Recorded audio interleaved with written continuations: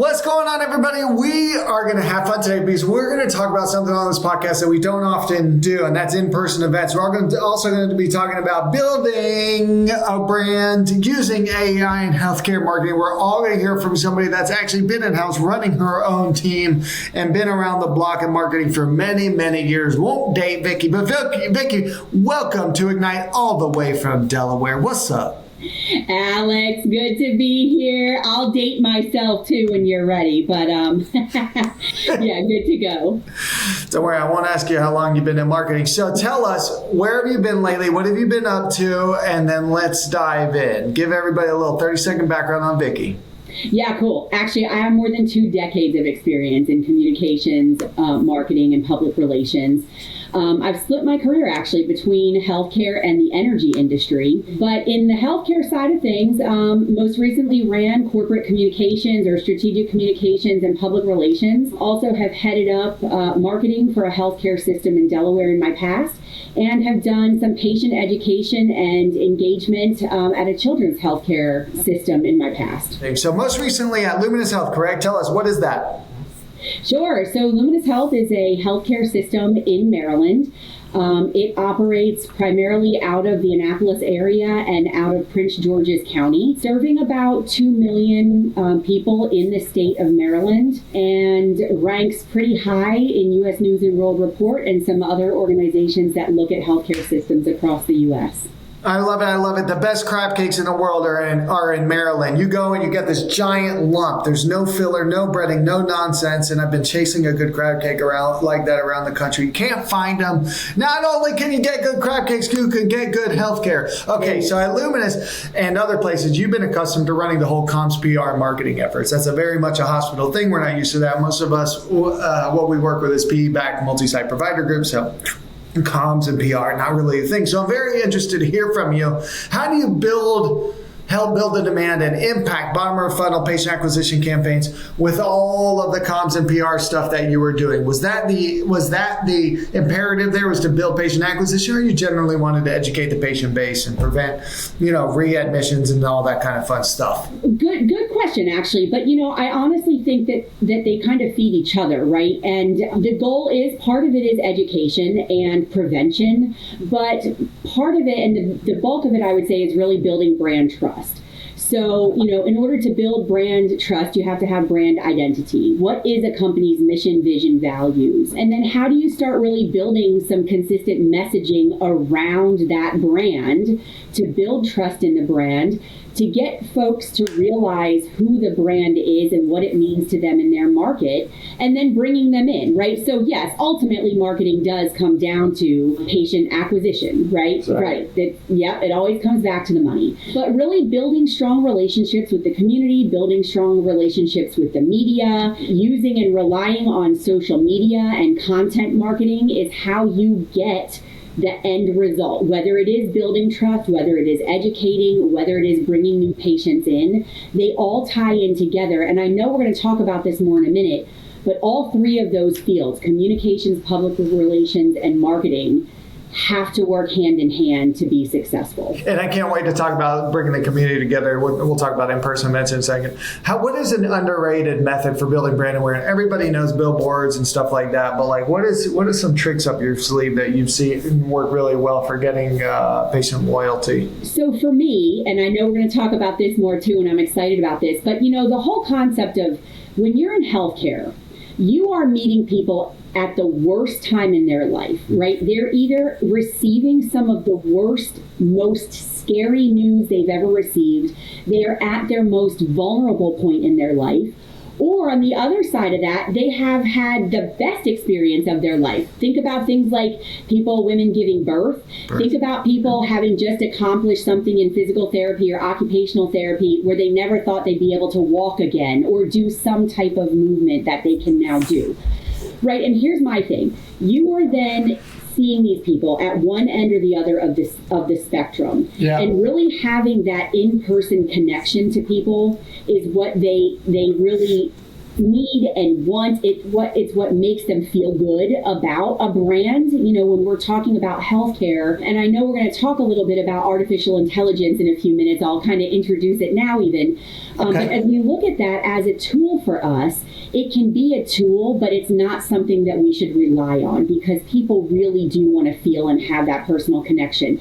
Again, when they're at their most vulnerable, and they're most vulnerable on a positive side as well. Yeah. Still vulnerable either way. I remember I have too many kids, but every time one of them comes out, you're very vulnerable. Don't send me home. I don't trust myself with this thing yet. And I have a lot of them. So it's awesome. It's either the happiest or the saddest time. You're right. That's awesome. Talk to me about in-person events. Like what does that mean? That is so foreign to me. Is that like for IVF, you bring people in to learn about fertility? How does this apply?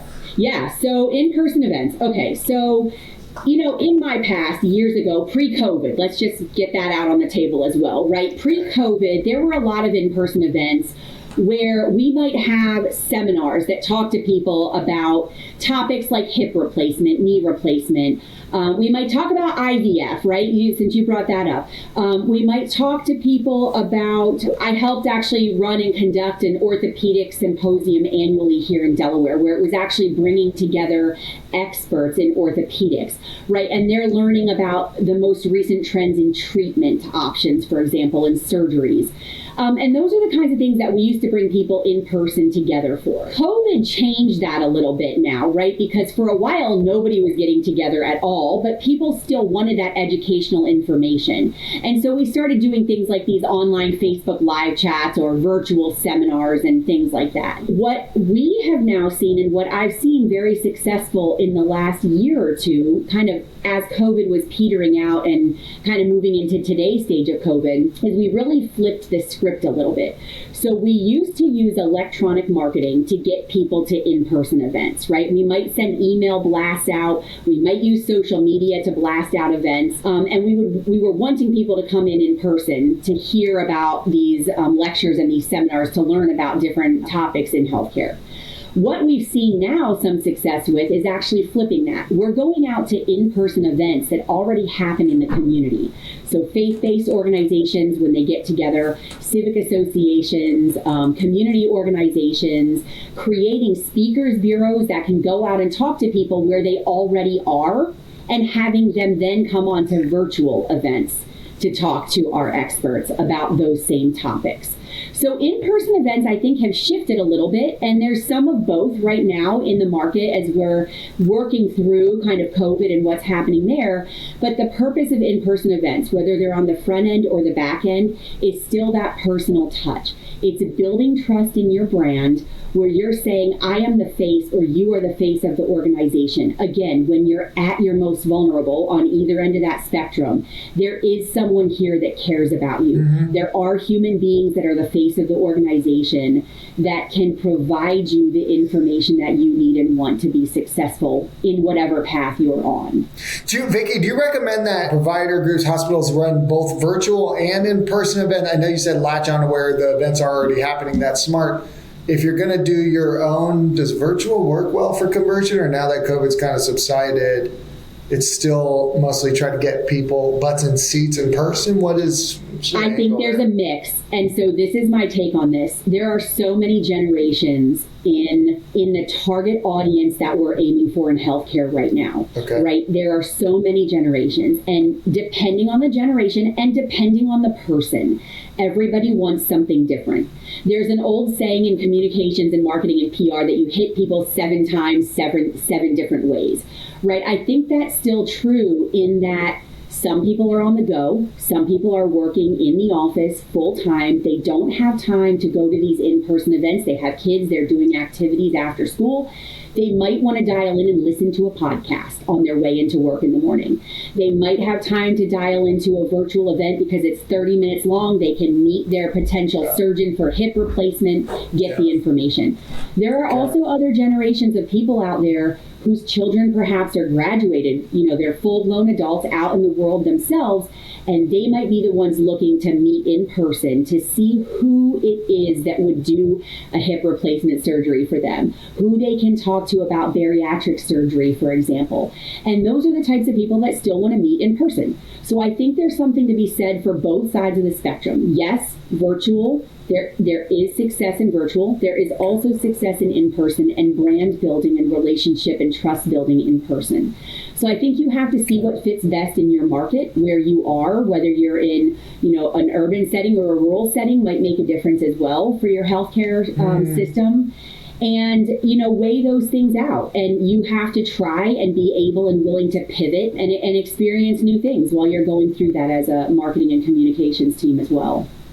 Yeah. What's the best way of awareness? You mentioned email. So anyone that came in for like hip evaluation, you're obviously going to email. You can't cold email the patient base. So is it social ads? Is that work best for driving awareness and registrants? So again, I would say let's split that, right? Of course you have social, and there are different platforms that again target different audiences, right? You might be using Facebook more for events than you would use LinkedIn for events like hip replacement, if we're talking that. But also again, if you're looking at hip replacement, you might go out to some civic or some senior centers. Let's talk about that for a minute. You might go out again to those in-person gatherings that already exist and talk about a virtual or an in-person event at some places in your community like senior centers, again, civic associations, churches, and other faith-based organizations. So I think there's something to be said for still hitting people both in person and electronically. Yeah, that's good. Hit them every single which way. I wonder if direct mail.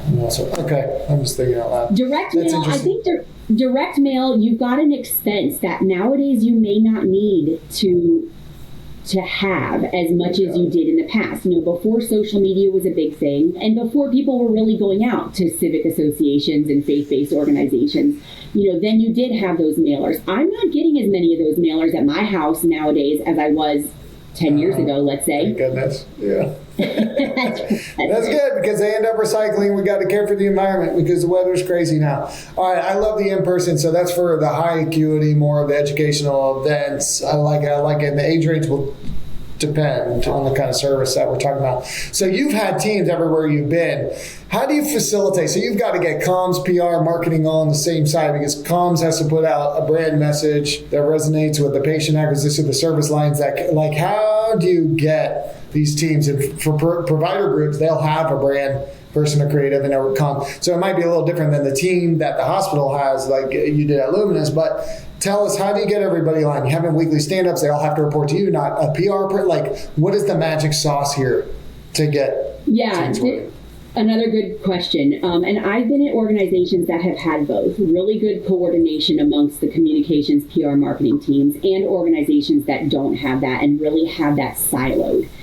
I think for me, the best organizations that I've been part of focus on a couple of things. First of all, there is clear direction, right? So again, I start with the company's mission, vision, values. And I think there's kind of an organic bottom up, and then there's a top down on how you build out the strategies under that. So for me, coming from the top down, you start with the company's mission, vision, values, and then you're going to build your communications, marketing, PR team's strategy around those mission, vision, value goals, right? And then from the bottom up, you've got your team of people that are building out SMART goals that are really individually.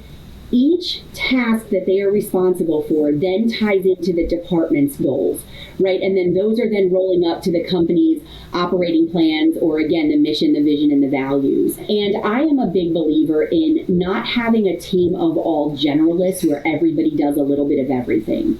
For me, there is some value in hiring the right people to do the right jobs. So you may have somebody whose specific focus is on media. Let them go do media because that's their expertise. You might bring in somebody whose expertise is employee communications and brand ambassador awareness. Let them go do that work. You might bring in specific marketing people, right? You get my point here, where everybody has a job to do. They all roll up to the same set of departmental goals and the company's operating plans and mission, vision, values. And then everything they do day in and day out ties up the chain. So everything they're doing, they're seeing a connection. There's also then a clear line of who's responsible for what. And I think that helps in bringing cohesion to the group, so that you're working together, you're meeting, like you said, maybe you're having a weekly huddle, or a couple times a week you're having a huddle. You're also having larger monthly or every other week content planning calls where you're looking down the pike, so that everybody has the same content in mind when they're going out, whether it's internally, externally, social media, senior executive communications and things like that. I think things line up better when you've got those experts in place, you've got the specific content lined up, and you've got a solid brand that everyone is rallying behind. Let me ask you a weird question. It may not be having an answer. I've always wondered, how do I stack my internal team? What are the most important core functions to have in-house? And what do you think is best outsourced? Yeah. What needs to be in-house? If you have a decent-sized provider group or hospital, what do you think?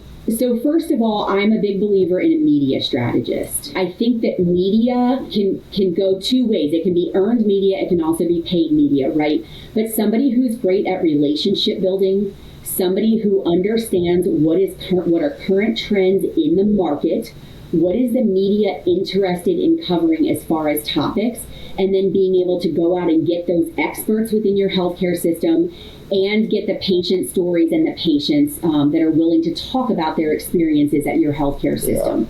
So for me, that's one really important position. I think employee communications and having a specific employee communicator is also critical.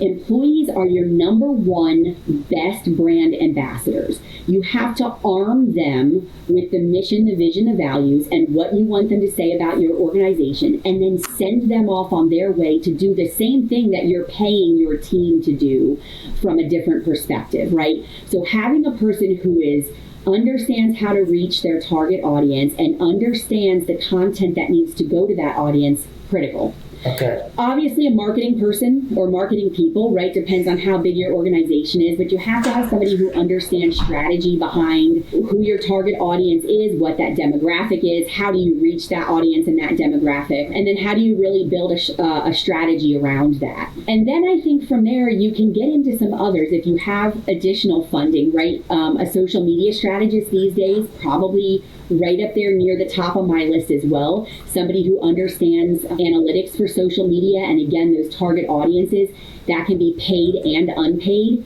right? You'll have your own channels for social media, and then you can also do your social media advertising with that person. And then I think other analytics people can be added onto the team from there, as you might have funding and as you need to be able to prove to your senior leadership what return on investment you're bringing to the organization. Yeah. It's not worth anything if you can't prove it. So employee comms, media person, very important, analytics, social, otherwise. Yeah, I would agree. And don't in-house your SEO or PPC, guys. That is best left to an agency. You just got to go find one. Okay, thank you. I did not walk you into that. All right, so we talked about building a team. You love AI, and you've got some cool ways you've been using it. We get this question all the time. What is it? And I used it. ChatGPT. I was talking so much about it this morning that it can't write in my crazy irreverent voice. And then I had to do prompts. I said, make it irreverent. Make it short because I don't have a 10. And I actually did pretty good. Anyways, ChatGPT is just one of those things. How have you used any kind of AI, luminous or otherwise, like any kind of cool stuff?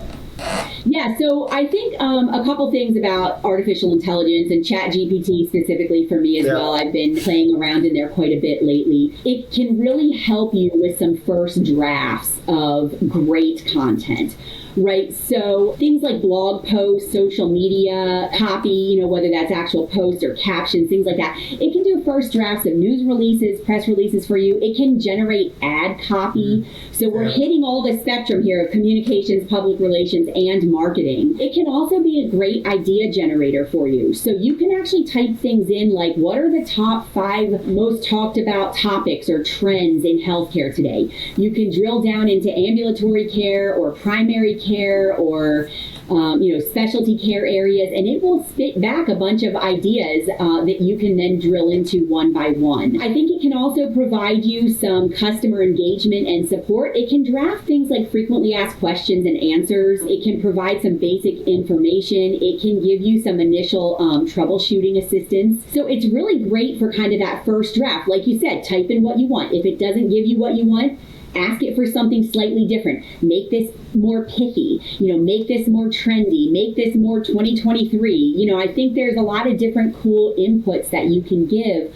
to artificial intelligence to help create what you want. Yeah. I think there are some things to be careful about, especially in healthcare with artificial intelligence. So first of all, again, let's go back to what we started this podcast with, which is talking about you're at your most vulnerable in a negative or a positive, right? I don't know about you, but I'm just saying if I'm in either of those scenarios, I don't necessarily want a chat bot telling me what I should or shouldn't be doing. You have a 10% chance of living through this surgery. Right. It's the same thing today, and I'm guessing I can say this on here, right? But it's the same thing today as if you Google, right? You don't want to Google, I have a skin rash on my arm that looks like XYZ, right? Because God knows what kind of response you're going to get from Google. It's the same, right? Yeah. You have to be careful. It can, like I said, it can be used to generate some of these initial blog posts and social media copy and content, but it really does not, it is not a medical expert. And so where I think it can be beneficial though, especially for communications and marketing teams, is sometimes the hardest thing to do is either to start writing something yourself or to turn it over to a subject matter expert within your healthcare system and ask them to start writing a blog post. Right? They may not know how to write, and you may not know the content. You're not the subject matter expert. So how do you get that first thing on paper? Go ask ChatGPT or whatever that artificial intelligence tool or software is that you're using. It can be the thing that gets that first, the first pen to paper for you. You can then adjust it and tweak that to your own brand voice, and then share that with your subject matter expert to give something to them to bounce their ideas off of. Is this good? Is this not good? Right? I come to you, Alex, and say, we're talking about hip replacement here. ChatGPT has written this. I've then put in my own brand. Alex, you as the surgeon, right, as the orthopedic surgeon, I want you to take a look at this. Is this what you want to be saying? Where do you need to adjust from here? Can you expand on these types of things? Where can you add in your own personal comments and quotes and things like that? Yeah, I love that. So it can be used as like a starter and an idea generator, but then go get MDs to put in a real medical twist.